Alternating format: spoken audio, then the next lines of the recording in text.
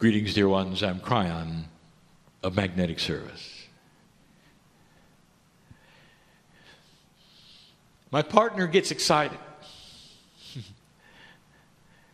because I show him the future.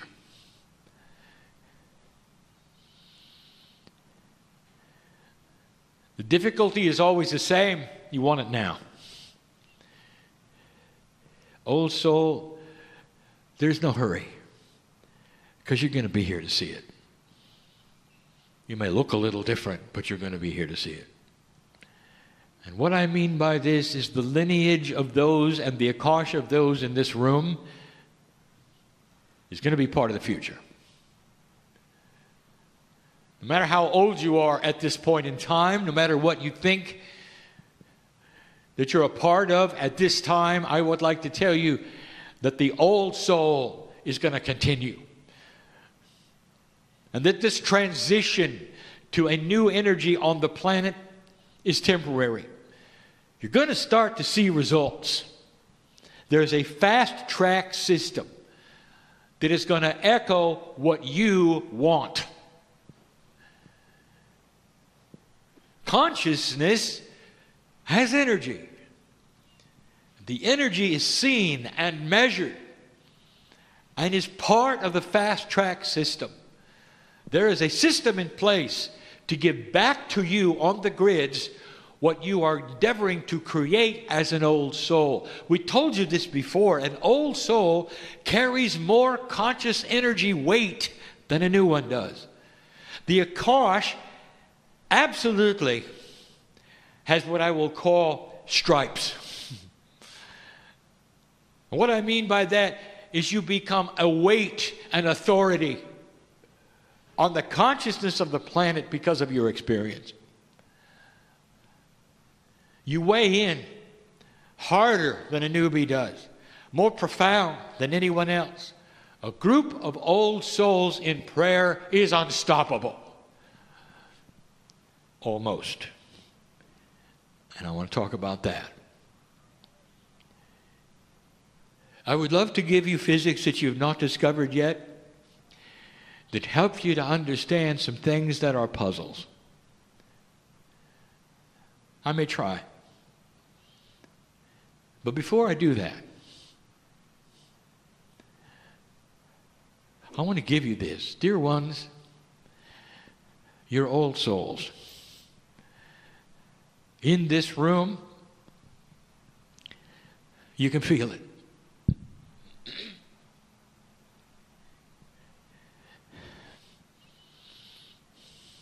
What you think and what you do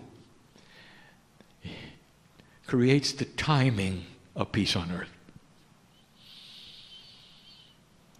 Some of you will have the opportunity to take the high road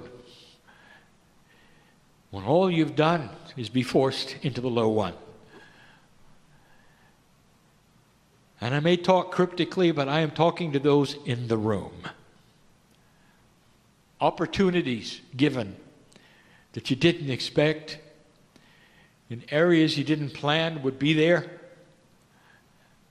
and a decision that you will make actually helping the planet incrementally, one by one, because you see things differently. There's an awakening process in all of you, and you can feel it.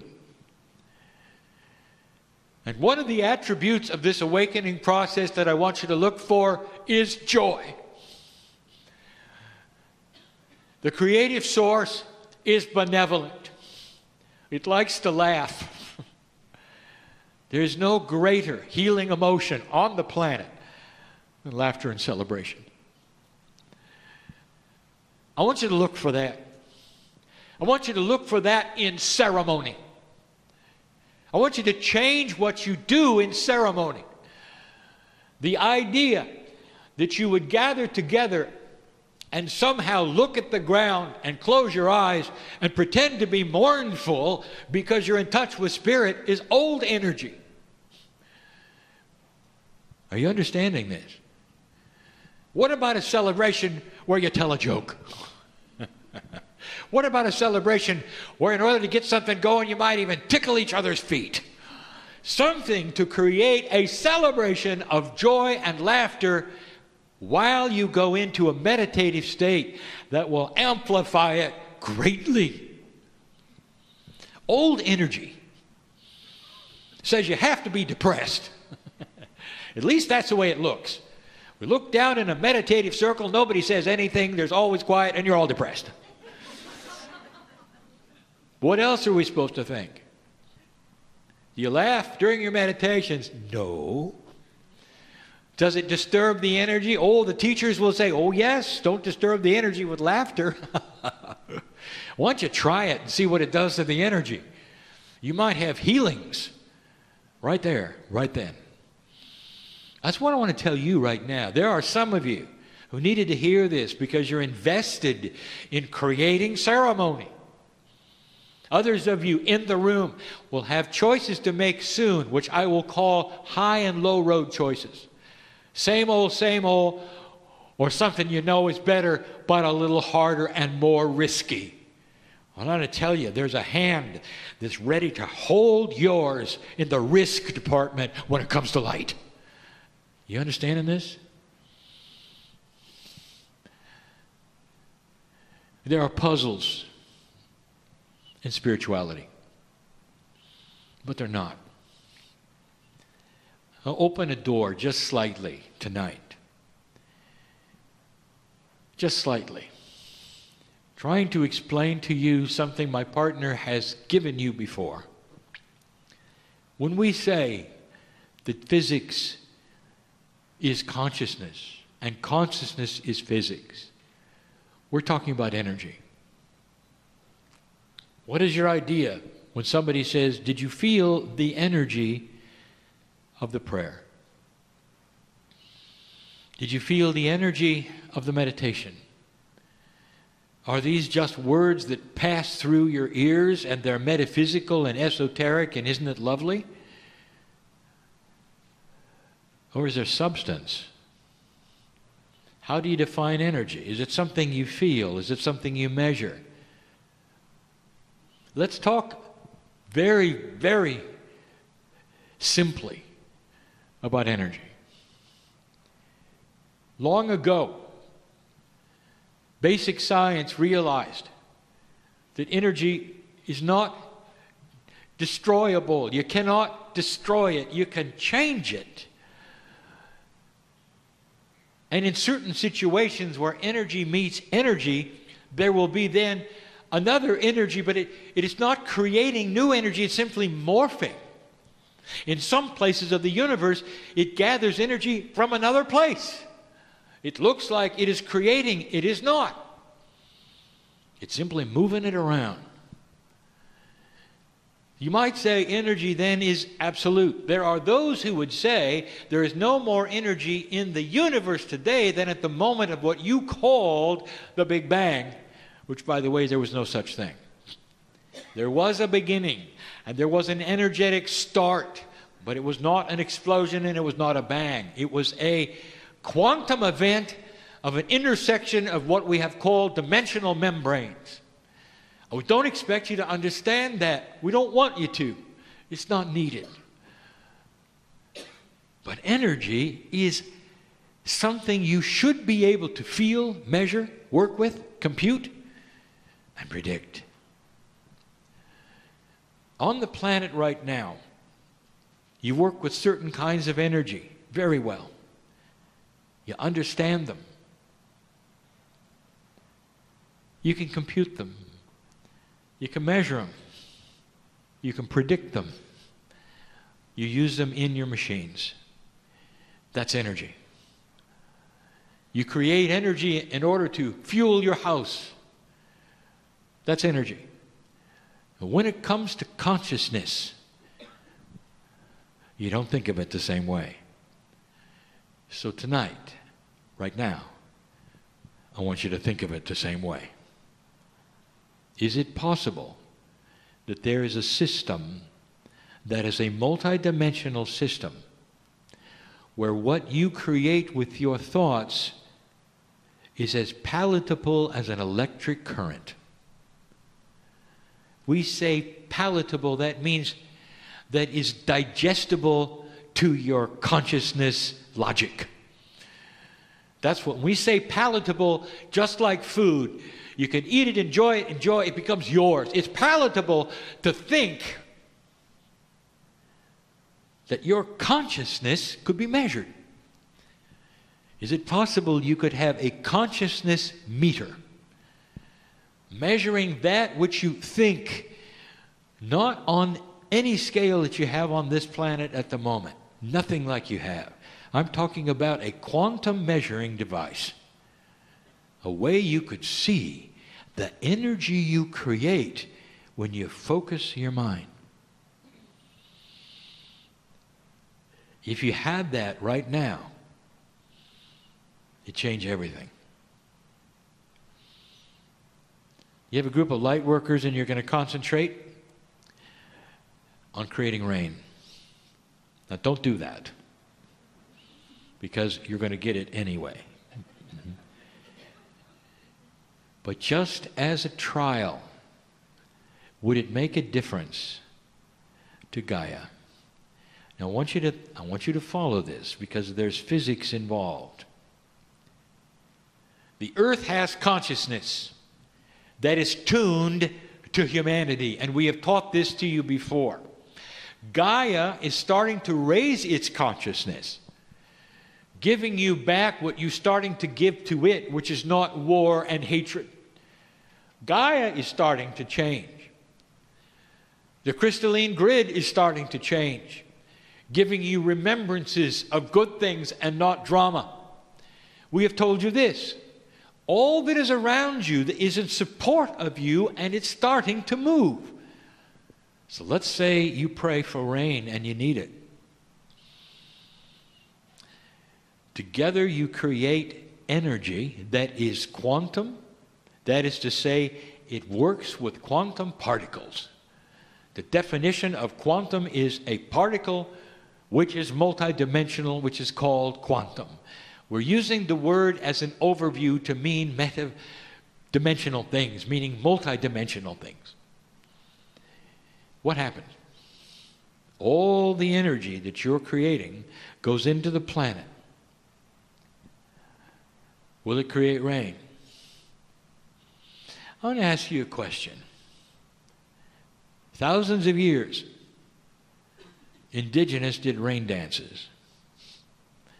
I want to ask you a question. Were they doing something, or was it dumb? Was it Thimplim? Was it mythology? Were they celebrating the gods in the sky? Were they desperate because their crops were dying? Or did it work? And I will tell you this, dear ones, they skewed the curve of randomness when it came to the weather and created the rain. It would literally be taken from one place, moved to their place, and rain. And they did it again and again, sometimes with results, sometimes without results, but more results than not, and that's why it lasted for thousands of years. That's why they continue to do it. You think it is perhaps foolishness. It's pagan. You know what it is? It's consciousness over physics. They knew it because it worked. Gaia is more receptive right now to these kinds of things than ever before. Ever before. A group like this can change the weather if it is appropriate. And there are so many things that Gaia will weigh into this. If it does not rob from another place, if it's time. This planet is benevolent for you. Tree hugger, I want you to resound to this. What do you feel when you're out there with the divas? Can you feel them when they're showing themselves to you, when they want you to see who they are? The consciousness of Gaia has attributes constantly that are giving back to you. And you call it Mother Nature. Isn't it interesting it's a woman? Isn't it interesting? All things good born from the planet, from a feminine energy, just like here. Question. Let's apply it to humans. Now you have a group of light workers that are all praying for one thing, the healing of a human being lying in a hospital bed. Now it gets tricky. Have you done that before? The answer is many of you have. You have a relative or a friend who is in trouble, and you're going to send them energy. You're going to see them healed. I would like to explain what happens to that energy right now in the simplest way I can. And my partner, I want you to go slow because this is new. I want you to understand the benevolence of it, the appropriateness of it, the beauty of it, and why it doesn't always work. Because as many times as you've done it, you know sometimes it works and sometimes it doesn't.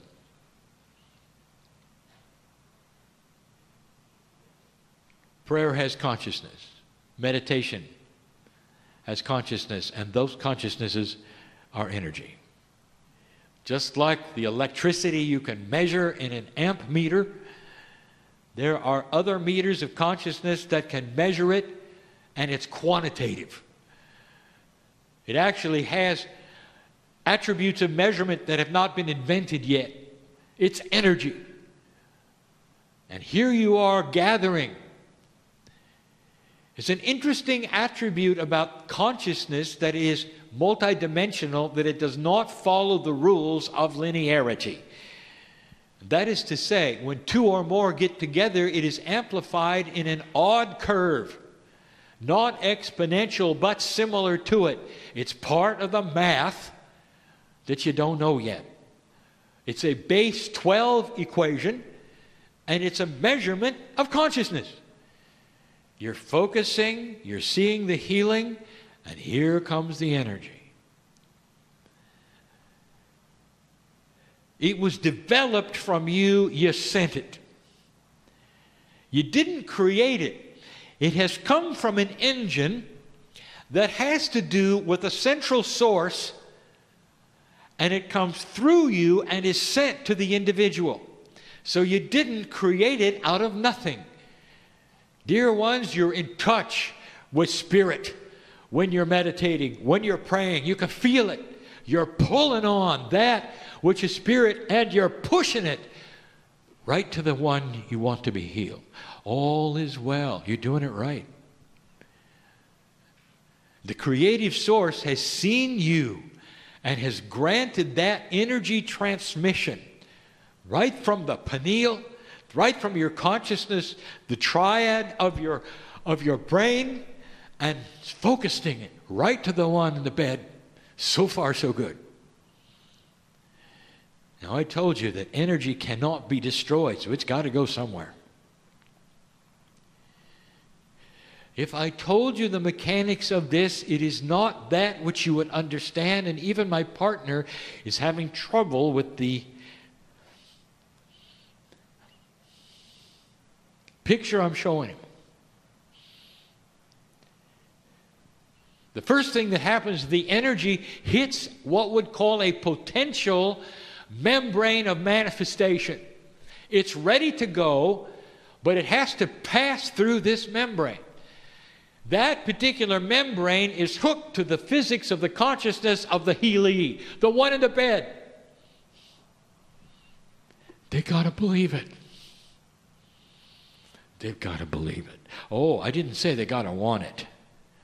Of course they want it. They may even give verbalization. Bring it on. I need it. I want the healing. But inside somewhere, there is something that says, but I don't believe it'll happen. Because they haven't committed to it. They haven't opened their pineal.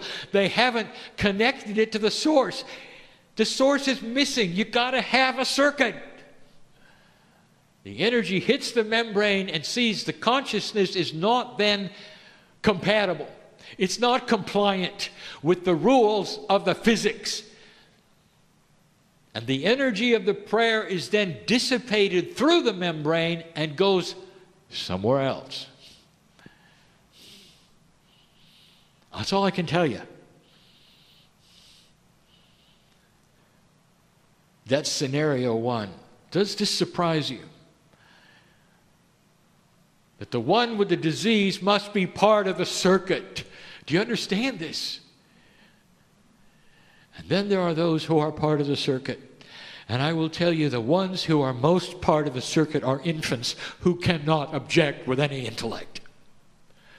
And they're going to get it right away. I'll tell you, other animals are ready for the healing energy. They're going to get it right away. They can't object because they're wide open. The membrane of their consciousness is ready and will accept it because there's no intellectual objection or a kosh that'll get in the way. Sometimes a human will be partially ready and some of it will get through. This is complicated. We're dealing with physics, formulas, energies. Does this disappoint you that we'd want to quantify prayer? I want to give you something to think about. God is the master physicist. This is not a puzzle. This is beautiful.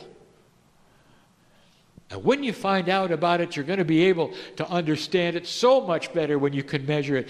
You can actually show it to the one in the bed, give them instructions on how to open the membrane, have it sail through, have things happen that never happen now, only because you're not aware of the beauty of the numbers.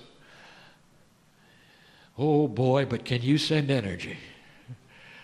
And you do a good job of it. Dear ones, don't ever stop. Something is starting to happen on this planet to people in trouble. They're starting to believe it. They're starting to get it. They're starting to open what I would call that consciousness membrane, the compliance, what I will call of the protocol that you're sending them will be compliant to the receiver that they are, and they will understand at a physical level, and the chemistry will change inside, and there will be a healing. Don't go away puzzled by this channel. I want you to go away enhanced with the beauty of this. The beauty of this. I just gave you a snapshot of the future. I just explained prayer. I just explained meditation. And the indigenous of this planet know it. The monks in India know it. Those who have studied the ascension process 1,000 years ago knew it. You lost it. And now it's time to get it back. Dear ones, it's about belief. It's about owning that which is spiritual within you and changing yourself. Getting to a point where you get out of the doldrums of low self-worth and into that which is celebrate your life every day. How many of you have the courage to do that? Wake up. Put your feet on the floor and say, thank you, God, for my life. It's making a difference on the planet. This or something better today for me. I'm ready. I'll tell you, we're listening. And so is your body.